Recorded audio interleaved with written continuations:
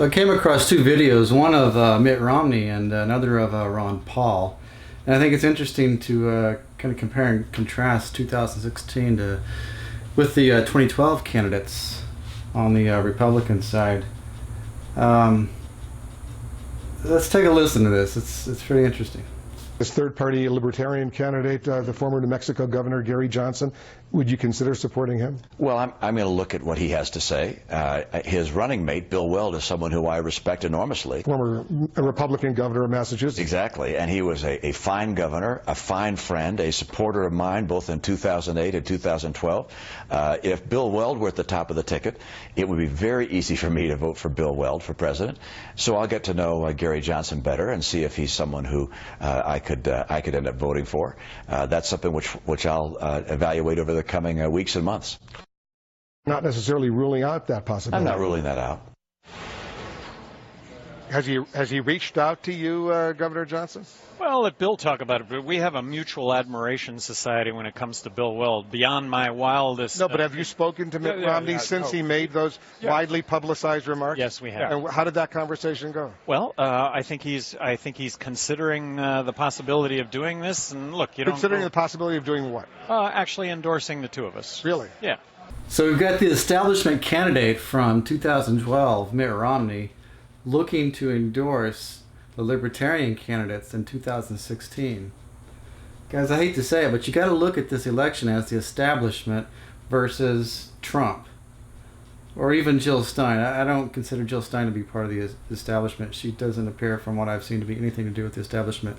But you've got the establishment behind Hillary and now behind the Libertarians going after Trump. Now let's take a listen to Ron Paul and what he has to say about Gary Johnson and the Libertarian ticket. What can Gary do to break through and get to that 15%? What can he do to increase his name recognition? If you sat down with him and were acting as a consultant, having been through the process 3 times, what would you tell him?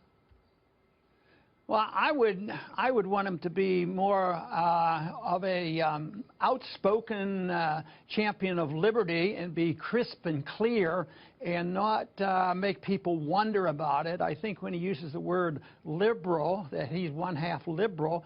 I don't consider myself one half conservative and one half liberal. I think those are moderates, and I'm not calling him a moderate, but I think that that you have to be precise on what the non-aggression principle is all about and apply it consistently, because it's such a wonderful opportunity to take that principle and apply it to economics and social issues equally. But liberals tend to want to emphasize the social affirmative action program, and that I don't think is going to be as appealing than a very crisp answer, because I think the bit of attention that I got, everybody knew exactly where I stood. I was for personal liberty, and the foreign policy was very, very clear. Everybody learned a little bit about the Federal Reserve System. So I think it's much more important to say that, put that message out as crisp and as loud as possible, and hopefully in this particular year that he will get more media attention. I think he already has, because of the mess the Republicans and the Democrats are in. Yeah, absolutely. I mean, there's statism certainly on both sides, but I'm wondering if you're ready to endorse him, given all that. No, not quite. I think there's too much confusion out there. But I'm telling people right now, and it would probably be my position, that if you want to vote on something to promote something important, understand what the non-aggression principle is. The Libertarians are the only ones who claim they believe in it.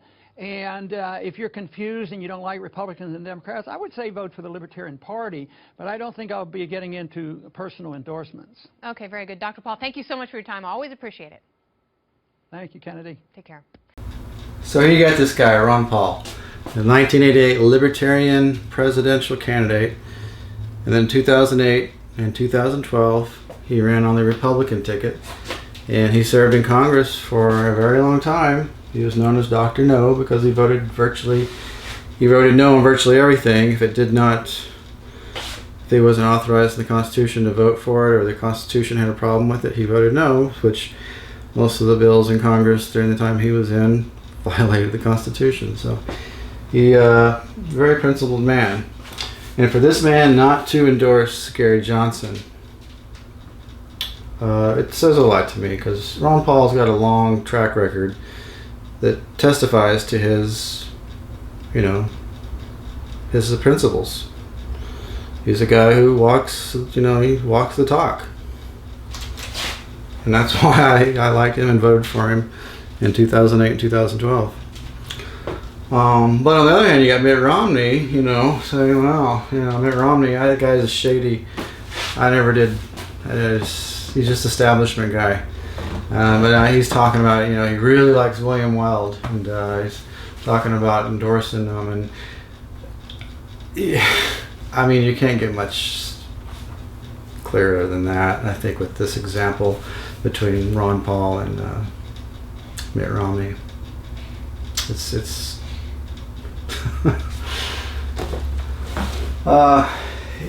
this is the year of establishment versus Trump. And the establishment is now backing the Libertarian Party in hopes that it will siphon off enough votes from Trump so that Hillary gets in. And the establishment really doesn't care what party, Democrat or Republican. And they don't even really care about the third parties, except in a situation like this. First time I've ever seen like this. Trump takes the Republican nomination, so they're trying to, ensure that Hillary gets it, and so they're going to support the Libertarian ticket in order to siphon votes. And if you look at all the media, the late night talk shows, Gary Johnson and William Weld are all over the place. I mean, CNN has the Libertarian Town Hall. They're on part 2. I've never seen that kind of coverage of the Libertarian or a third party anywhere in the recent past. It's crazy. And if you gotta look at what's been done in the past. In the past, you gotta look at this. Look at it this way. In the past,